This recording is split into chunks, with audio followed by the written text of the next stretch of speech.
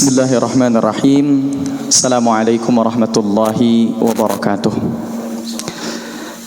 Alhamdulillahi rabbil alamin, wal aqibatu lil muttaqin, wala udwana illa 'alal zalimin. Asyhadu an la ilaha illallah wahdahu la syarika lah, wa asyhadu anna Muhammadan 'abduhu wa rasuluhu la nabiyya ba'dah. Allahumma salli wa sallim wa barik ala sayyidina Muhammadin wa ala alihi wa sahbihi wa sallimu tasliman katsira, amma ba'd. Di MC-in sama Kang Eboy berasa mau akad nikah gitu ya. Suaranya beda gitu kan. Suara MC nikahan kan. Masya Allah.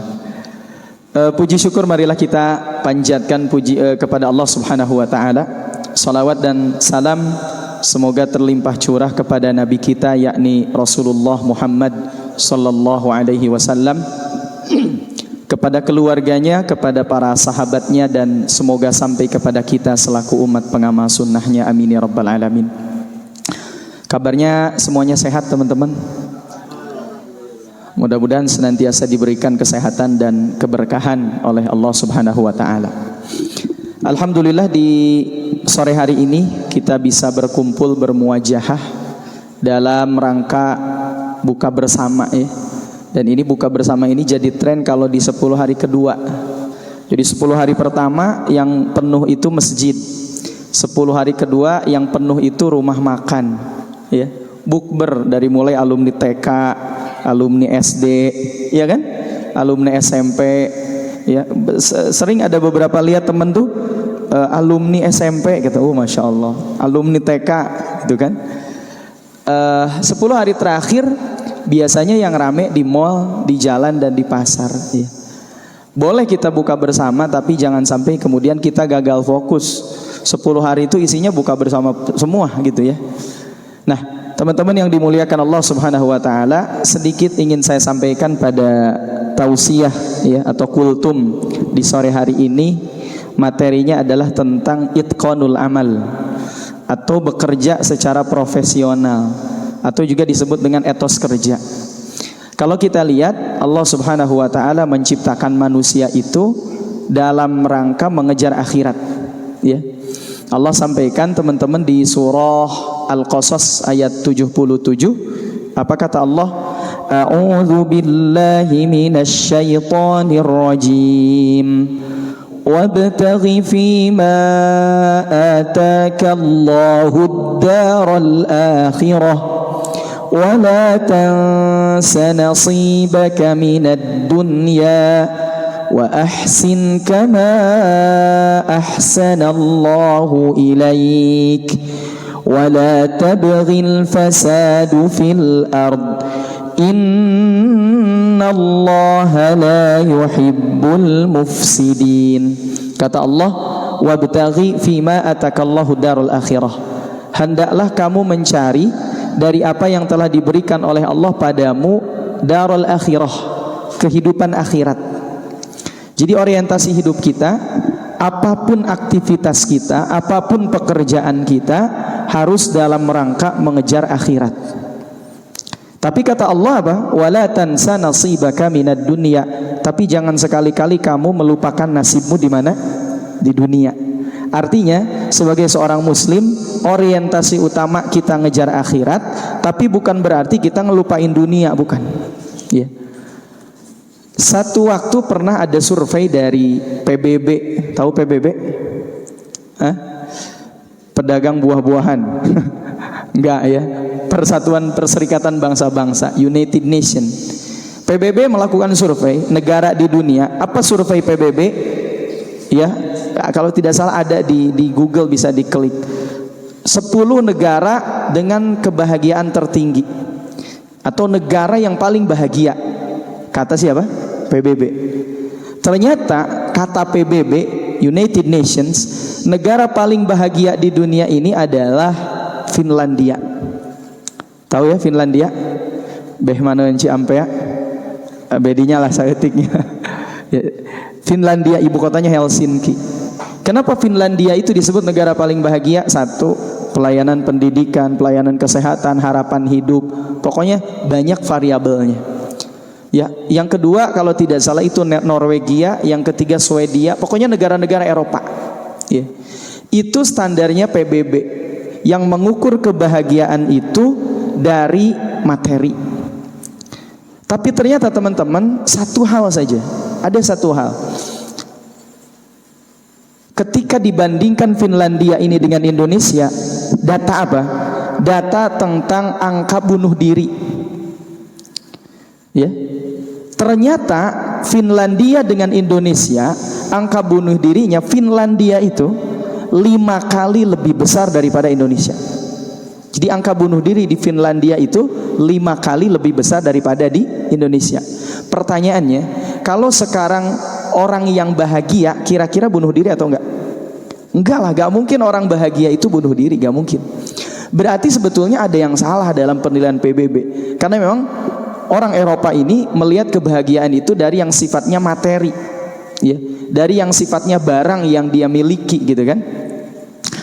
Nah, ternyata kalau kita lihat bahkan angka bunuh diri yang paling tinggi itu di negara-negara Asia Timur, Jepang, Korea, ya, sampai di Jepang itu kan ada istilah harakiri. Harakiri itu saking tingginya etos kerja orang Jepang, itu sampai pokoknya dalam pikirannya itu kerja, ya. Kemudian dia lupa untuk ngisi ruhiyahnya, ngisi spiritnya, spiritualnya lupa untuk diisi. Sampai kalau orang Jepang itu pernah, saya punya teman di sana, dia bilang ada seorang yang dipanggil oleh bosnya, ya, kemudian dikasih SP, surat peringatan, Sasuke, kamu bulan ini sangat mengecewakan kinerjamu terhadap perusahaan, maka saya akan ngasih kamu surat peringatan. Dikasih surat peringatan, baru dikasih surat peringatan aja, orang Jepang ini naik ke lantai 10, kemudian dia loncat, harakiri. Karena dia menganggap dirinya sudah tidak berguna lagi di perusahaan. Ya. Orang Indonesia ketika kemarin Covid banyak yang dirumahkan, betul ya? Banyak yang di PHK. Saya punya teman pilot, ya, banyak dirumahkan, bahkan tidak digaji dan seterusnya. Akhirnya bermasalah secara ekonomi. Dengan istrinya ditinggalin sama istrinya, rumahnya dijual, ya. Terus pertanyaannya, apakah orang Indonesia itu seperti itu, ya, dengan kondisi seperti itu dia bunuh diri? Ternyata enggak juga. Masih bisa main gapleh sama ngopi di pos ronda. Kenapa? Berarti orang kita ini, orang Indonesia ini lebih bahagia dari siapa? Orang Finlandia. Ya, karena ternyata kita punya modal. Apa modalnya? Kita ini punya iman. Karena imanlah yang membuat seseorang kemudian mendapatkan kebahagiaan di dunia. Orang Jepang hari ini, ya, saya pernah lihat buku, lupa judul bukunya apa, ya, judul bukunya adalah berusaha hidup minimalis. Jadi di kamar itu ya gak punya apa-apa, minimalis gitu. Nah, karena orang Eropa berpandangan bahwa orang itu kalau ada peradaban yang disebut dengan peradaban barang.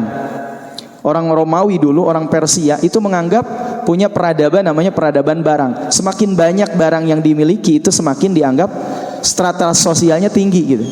Tapi ternyata orang Jepang hari ini kembali, kalau sekarang rumah kan orang rumah itu ada isinya harus lemari apa, ya, apalagi misalkan perempuan itu pengen beli ini, pengen beli itu gitu kan. Nah, itu kadang-kadang dikritisi sama orang Jepang hari ini. Orang Jepang itu sudah kembali kepada peradaban yang disebut oleh mereka sebagai peradaban gagasan. Jadi yang penting itu dalam hidup ini gagasan. Ya, dikala orang Persia dan Romawi di zaman Nabi itu membangun peradabannya peradaban barang, maka Nabi Muhammad SAW itu membangun peradaban dengan peradaban gagasan. Nah, ini kemudian teman-teman, di ayat ini Allah sampaikan wabtaghi fima atakallahu darul akhirah. Cari olehmu itu kebahagiaan kehidupan di mana? Di akhirat. Tapi bukan berarti kita melupakan hidup di dunia, kata Allah, wala tansa nasibaka minad dunya. Tapi engkau jangan melupakan nasibmu di mana? Di dunia. Artinya aktivitas kita, pekerjaan kita itu adalah sebagai bekal untuk mendapatkan akhirat. Untuk mendapatkan akhirat, ya. Karena ya tadi, apakah orang yang populis, ya, orang yang bergelimangan harta, orang yang punya jabatan tinggi itu menjamin bahagia? Belum tentu. Beberapa bulan lalu kalau tidak salah ada model majalah dewasa katanya. Dia cantik, terkenal gitu kan. Apa yang dia lakukan? Bunuh diri sampai meninggal di apartemen. Berarti kecantikan, kekayaan, popularitas itu tidak menjamin seseorang kemudian mendapatkan kebahagiaan dalam hatinya. Ya. Maka teman-teman yang dimuliakan Allah, kebahagiaan itu hanya akan didapatkan salah satunya dengan apa? Adanya iman dalam diri kita. Kalau ada iman, maka kita menjadikan akhirat itu sebagai orientasi utama kehidupan. Bahkan mohon maaf, kalau seandainya ada pekerjaan, ya aktivitas apapun itu, kemudian pekerjaan itu malah menjauhkan kita dari Allah, maka sebaiknya tinggalkan. Cari sesuatu pekerjaan, aktivitas yang bisa mendekatkan diri kita kepada Allah. Saya teringat dulu ketika waktu sekolah, saya dulu sekolah di sekolah menengah kejuruan, jurusan otomotif di Sukabumi. Gitu ya. Kenapa saya masuk sekolah menengah kejuruan? Pertama, karena saya melihat alumni-alumni itu mereka rata-rata bekerja ke Jepang. Ya, magang istilahnya, 3 tahun di Jepang.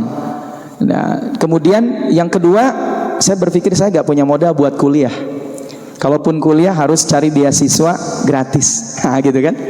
Ya. Tapi tujuan awalnya memang bekerja di Jepang. Karena waktu itu ya sekitar masuk tahun 2006, lulus 2009, itu berpikir bahwa kalau di Jepang itu banyak orang tetangga gitu ya, pulang dari Jepang itu bangun rumah, beli sawah, pikiran orang kampung lah ya, beli sawah dan seterusnya. Tapi ternyata ketika kelas 2 menjelang kelas 3 ada senior-senior kami di sekolah itu yang pulang dari Jepang. Ya, saya masih ingat beliau menyampaikan, kalau kamu di sini ikut remaja masjid, ikut ini, sebaiknya pikirkan lagi untuk bekerja di Jepang. Di Jepang itu waktu itu gajinya sekitar 20 sampai 25 juta. Ya. Tapi dapat info dari senior kami. Apa kata beliau? Kalau bisa Akang, beliau bilang, Akang ini saya nih kerja di Jepang 2 tahun dan selama 2 tahun saya tidak sholat Jumat. Itu yang pertama. Karena mau sholat Jumat gimana, gak ada jamaahnya kan. Kalaupun ada teman, masa sholat Jumat berdua gitu kan. Yang kedua, untuk sholat 5 waktu aja. Karena mungkin namanya lulusan SKMK itu kan kerjanya menengah ke bawah gitu kan. Jadi di pabrik dan seterusnya. Untuk sholat aja kita susah, harus nyuri-nyuri waktu selama 2 tahun itu. Bahkan kalau perusahaan itu dapat keuntungan dalam 1 pekan, jadi keuntungan mereka itu dihitung per pekan, maka perusahaan memberikan tiket kepada karyawannya untuk apa? Untuk datang ke tempat hiburan malam. Kalau kalian di sininya ya udah seneng kayak gitu, ya seneng gitu kan. Tapi kalau di sininya kalau di sininya udah mulai seneng ngaji dan seterusnya, bayangin gak sholat Jumat 2 tahun gitu kan. Sholat aja susah gitu kan. Maka akhirnya saya pola pikir itu berubah. Dari yang tadinya mau ke Jepang ya, atau bekerja minimal. Bahkan ada teman bilang, ada senior kami bilang, kalau kerja di pabrik, ada di Samsung, di Astra ya, di kawasan Cikarang itu banyak yang kerja senior-senior waktu itu.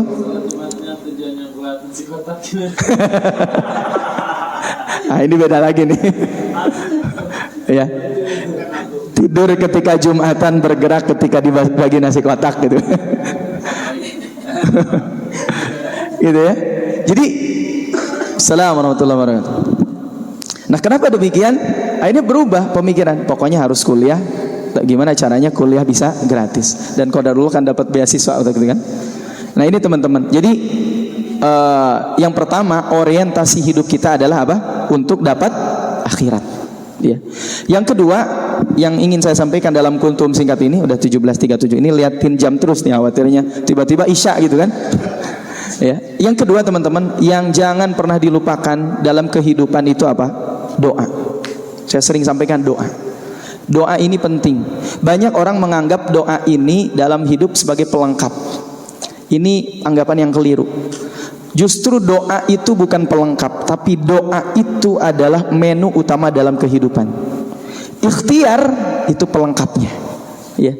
Banyak orang bilang begini, usaha tidak mengkhianati hasil. Padahal buktinya kadang-kadang usaha itu mengkhianati hasil gak? Banyak usaha banyak mengkhianati hasil. Kadang-kadang ya.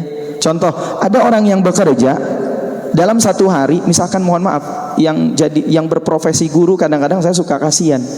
Mereka bekerja kadang dari pagi sampai jam 7. Saya merasakan dulu waktu awal-awal nikah, pagi dari jam 7, bahkan harus berangkat jam 6 dari rumah. Pulang-pulang ke rumah itu udah maghrib. Ya.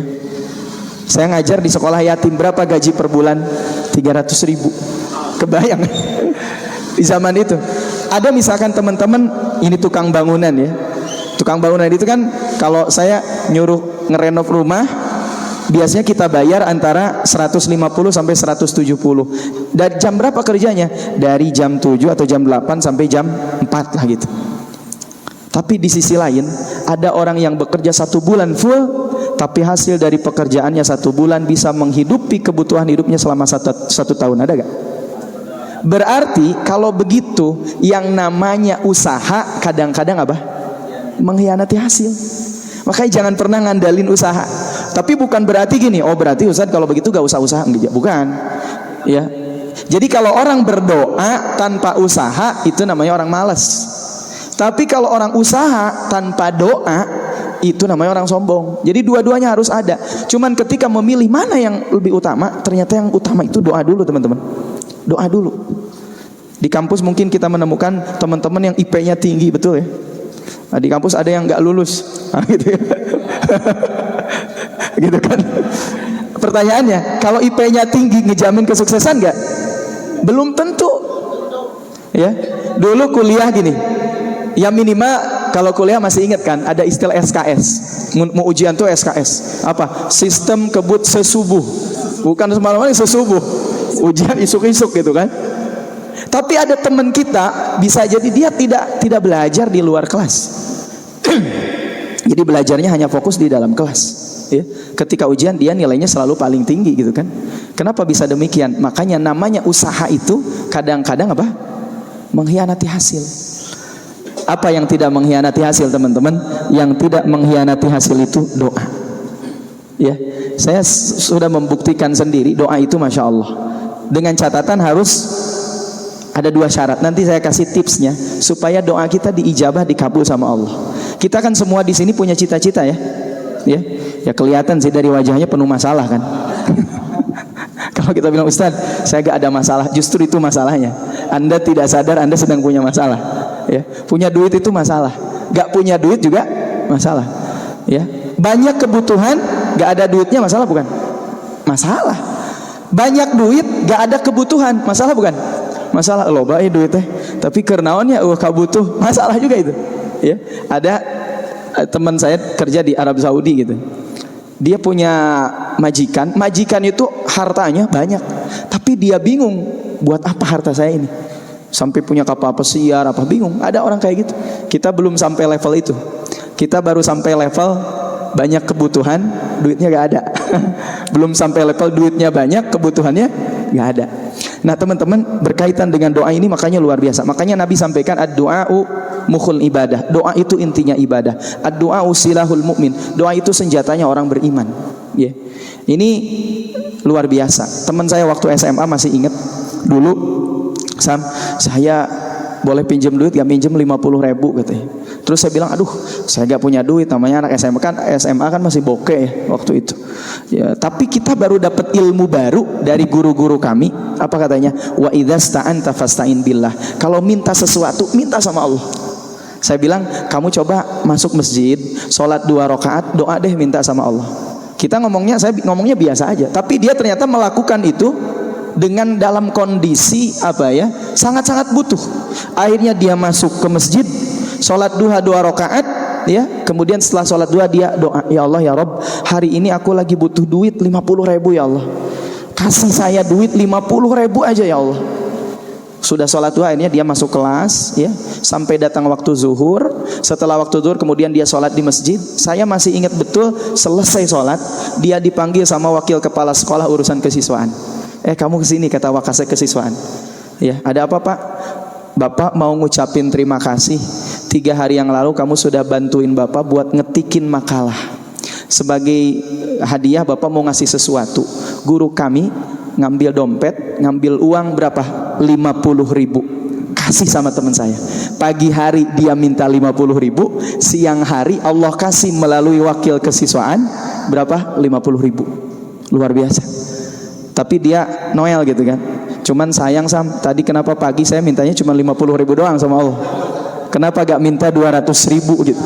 Kalau mintanya 200.000 mungkin ada sisa buat ongkos. Saya bilang kenapa tuh mintanya cuma 50.000 gitu kan? Ya inilah doa. Doa itu teman-teman, Allah mengabulkan di waktu yang tepat, bukan di waktu yang cepat, bukan. Jadi ketika lagi butuh, ya Allah ngabulin di waktu yang tepat, ya. Termasuk teman-teman minta jodoh yang belum menikah ya, minta jodoh, ya. Tapi nanti saya kasih tipsnya, gimana supaya doa kita didengar sama Allah. Saya cerita aja dikit-dikit ya, supaya jadi apa, pelajaran buat kita. Bukan ini tahadus binikmah aja, tentang doa ya. Makanya jangan pernah lupakan doa dalam kehidupan. 2018 saya bilang ke istri, Uma, kayaknya aku mau berangkat umroh 2019 gitu kan. Kata istri apa? Wah, emang punya duitnya? Enggak punya, saya bilang. Emang udah nabung? Enggak juga. Pokoknya mau minta sama Allah, mau doa sama Allah, pengen berangkat umroh gratis, kalau bisa dibayarin sama orang, gitu kan? Nggak tahu tiba-tiba hati itu pengen berangkat aja, ngelihat orang kan pada update status depan Ka'bah gitu ya, depan Masjid Nabawi. Saya pengen berangkat umroh, tapi nggak punya duit, gimana? Bilang aja sama siapa? Sama Allah. Wa idza sta'anta fasta'in billah. 2018 saya masih ingat, Desember bilang ke istri. 2019 bulan April, ketika kami kumpul sama teman-teman di sekret teman hijrah waktu itu, ya kata kumpul ada 7 orang, tiba-tiba ada ibu-ibu datang, Ustadz, saya memperkenalkan dan seterusnya. Akhirnya bilang, saya dari travel ini katanya. Tadi saya sudah ngobrol sama teman Ustadz si Anu, si Firman namanya, ya. Kami insya Allah Ustadz sama teman-teman 7 orang akan kami berangkatkan untuk berangkat umroh ke tanah suci. Saya bilang, Masya Allah, jangan-jangan ini apa? Jawaban atas doa-doa saya gitu kan. Ustadz, nanti kita bisa lanjut komunikasi terus. Saya travel ini, saya sudah memberangkatkan kiai ini, dia bilang begitu. Akhirnya apa? Akhirnya kita coba buat grup di WA. Ya, buat grup WA sama dia gitu. Komunikasi terus intens. Sampai kemudian Ustadz, kalau Ustadz sibuk, kata beliau, saya insya Allah bisa bantu untuk ngurus paspor sama suntik meningitis, karena kebetulan suami saya kerja di bagian imigrasi. Oh gitu Bu, saya bilang alhamdulillah kalau begitu, ini kemudahan buat kami. Akhirnya kami rembuk dengan teman-teman, gimana teman-teman, kita perlu di apa? Intinya dikolektifin aja. Ya udah kata teman-teman, tanyakan ke si Bu, berapa kira-kira biayanya? Ya kurang lebih untuk awalan Ustadz mungkin bisa ditransfer dulu 1 juta katanya. Ya udah akhirnya kita transfer 1 juta ke si ibu ini. Ditunggu 1 minggu, tiba-tiba ada teman kami yang WA, Ustadz, si ibu ini kenal gak katanya. Saya bilang enggak kenal, bukannya ini kenalannya si Firman itu gitu ya. Kata si Firman, bukan Ustadz, itu juga baru kenal. Wah, jangan-jangan ini penipuan, saya bilang. Akhirnya dicek, coba dicek, dia ngaku travel, saya lupa namanya ya, travel ini katanya, di Bandung travelnya, dan dicek ternyata benar teman-teman, itu penipuan. Mau berangkat umroh udah doa sama Allah ya, minta diberangkatin umroh, ternyata ditipu. Nu ditipu Ustadz deh. Kawalat itu. Gitu ya. Sampai apa? Ya udah doa, udah minta sama Allah, ternyata apa? Ditipu gitu kan. Nah, apa yang terjadi teman-teman setelah itu, seiring dengan berjalannya waktu ya. Waktu itu masih ingat sebelum bulan Ramadan, seminggu sebelum bulan Ramadan, H+5 bulan Ramadan, hari kelima di bulan Ramadan, saya kebetulan ngisi kajian di Masjid Alumni IPB di Botani ya. Nah malam harinya itu ada ngimamin adiknya Syekh Ali Jabir, namanya Syekh Muhammad Jabir. Akhirnya ketika buka bersama di sekret masjid, kami ngobrol. Ujung-ujungnya Syekh itu gak tahu tiba-tiba bilang, Ustadz, antum sudah pernah berangkat umroh belum? Belum, saya bilang. Ya insya Allah kalau begitu nanti saya ajak antum buat berangkat umroh, kata Syekh Muhammad Jabir. Cuman gak terlalu seneng sebab pernah ditipu gitu. Iya. Iya, saya gak nyangka kalau Syekh Muhammad Jabir, bukan kita gak curiga Syekh Muhammad Jabir nipu, enggak. Cuman kan orang Arab itu biasanya ada istilah mujamalah. Mujamalah itu basa-basi. Ya nantilah saya ajak ke sini. Ini mah paling basa-basi doang gitu kan dalam hati. Kemarin juga ditipu orang gitu. Akhirnya apa yang terjadi, sampai datangnya lebaran, tapi saya doa terus tiap ba'da sholat tuh, Allahumma rzuqni bi ziyarati baitillahil haram majanan. Ya Allah, saya minta diberikan rezeki untuk datang ke Baitullah kalau bisa gratis. Kuncinya gitu, kalau bisa gratis. Ya. Sampai kemudian datang Lebaran, gak ada kabar saya pulang ke kampung, silaturahim ke rumah nenek. Pulang dari rumah nenek, tiba-tiba Syekh Muhammad Jabir itu WA, Ustadz, insya Allah kita ada keberangkatan tanggal 20 Oktober 2019. Sebagaimana yang pernah saya sampaikan, saya akan ajak antum buat umroh. Nanti tolong siapkan paspor dan seterusnya. Akhirnya kami berkunjung ke kantornya dan seterusnya, dibuatin flyer dan seterusnya, buat paspor, dan dengan izin Allah tanggal 23 Oktober saya berangkat umroh sendiri tanpa Syekh Muhammad Jabir. Syekh Muhammad Jabir gak jadi ikut karena gak keluar visanya waktu itu. Akhirnya saya berangkat sendiri, ya, tanpa biaya, gratis, disuruh jadi pembimbing, bahkan diongkosin sama beliau. Saya merasa ini bukan karena ikhtiar, bukan, tapi ada doa-doa yang dipanjatkan. Karena pas sebelum ditipu itu, pas sudah ditipu tuh kan seneng tuh, ngomong juga sama orang tua, mah doain ya mau berangkat umroh, ada yang ngajakin sama travel. Seminggu kemudian kita ngabarin lagi, mah ternyata ditipu. Gitu. Dan ternyata saya ngerasa subhanallah, boleh jadi karena doa kita juga mungkin ada doa apa? Orang tua. Ya. Terakhir, apa kunci agar doa kita dikabul sama Allah? Kata Imam Ibnul Qayyim, ada dua penyebab doa kita gak didengar sama Allah. Ada dua penyebab doa kita gak didengar sama Allah. Apa yang pertama teman-teman? Al-isti'jal, tergesa-gesa. Maka dalam berdoa jangan tergesa-gesa ketika berdoanya, dan jangan tergesa-gesa pengen cepat dikabulinnya.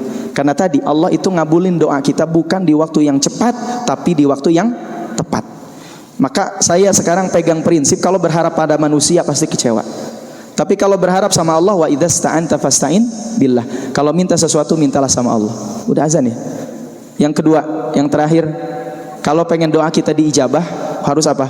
Harus yakin dengan doa kita. Karena banyak orang berdoa tapi dia gak yakin. Sementara kata Nabi apa?